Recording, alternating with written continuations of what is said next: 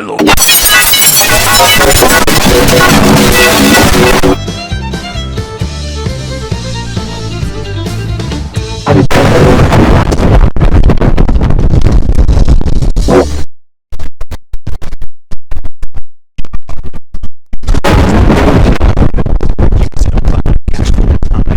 Needed them clicks when he came across old Steve McRae streaming with his partner Chesh, and a Unirock went on slippery slope, both narcissistic bullshit.